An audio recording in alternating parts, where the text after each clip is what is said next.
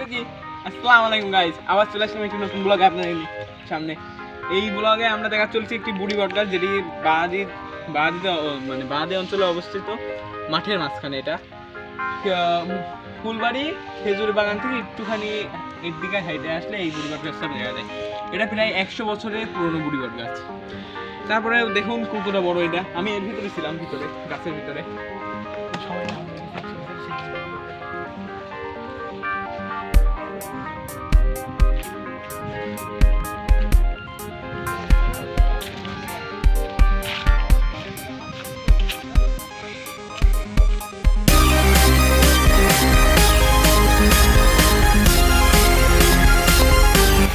রাতের ভিউটা আপনারা তো দেখলেন, আরও ভিউ দেখবেন। একটু অন্ধকার হোক সেইটুকুর ভিডিও আপনি চলবে, আপনি দেখতে পারবেন। এখন আমরা গাছে আসবো। এখন বাজে টাইম 2টা কত হতে পারে?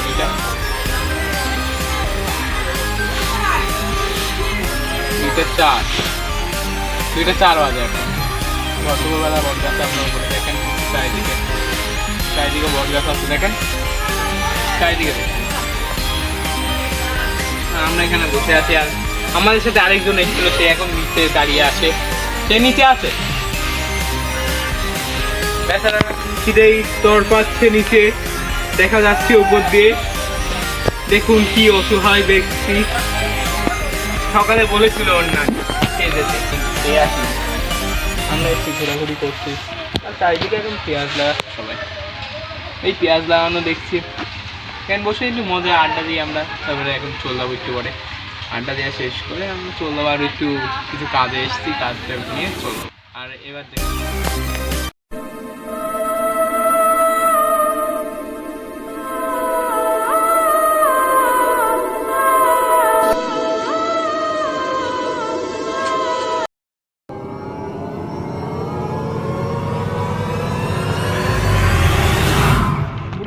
আমাদের ট্যুর শেষ। এখন আমরা যাবো রস খেতে, রস বাগানটা বলছি। এখন আমাদের একটু বেশি হাঁটা লাগবে, এইটুকু অনেক দূর। তাও দেখি হাঁটি, আপনারা সাথে থাকুন। আমরা এখন হাঁটতে থাকবো, এগুলোও দেখবেন আপনারা। গাইস, আমরা তো কেউ না কেউ আম্মু, দাদি বা আরও বড়দের কাছ দিয়ে শুনে আছি যে মাঠের মাঝখানে রাত বা সন্ধ্যে পরে থাকলে ভূত বা জিনিস আজকে এই ভাইটি মনে হচ্ছে মাঠের মাঝখানে দাঁড়িয়ে জিনিস। ঠিক আছে এই ভাই, আপনার কি জিনিস হয়েছে ভাই? আমি ছেঁকা খেয়েছি। ছেঁকা খেয়েছেন? আচ্ছা, আপনাদের তো এখন আমরা খেজুর গাছ, খেজুর বাগান দেখেন, সারি ধরে খেজুর গাছ আর খেজুর গাছ, খেজুর গাছ। আর এই খেজুরের রস ওখানে আছে, ওখানে আমাদের বসে যাবে। এখন দেখেন কতটা দূরে থেকে না আলো দেখা যাচ্ছে টাওয়ারের নিচে, ওই পর্যন্ত আমাদের যেতে হবে। আমরা যাই, চলেন গিয়ে ওখানে রস খাবো, সেটুকু আপনাদের সাথে শেয়ার করবো। রস এখানে সবচেয়ে বেশি বলে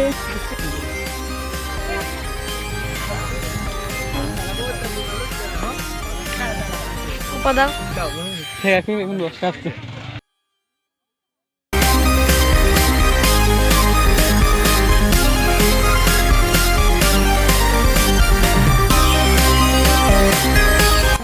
দুজনে এখন খাবো, দুই ভাই একাই মারবে।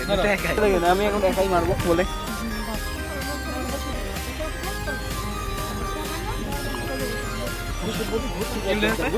বলতে থাকো।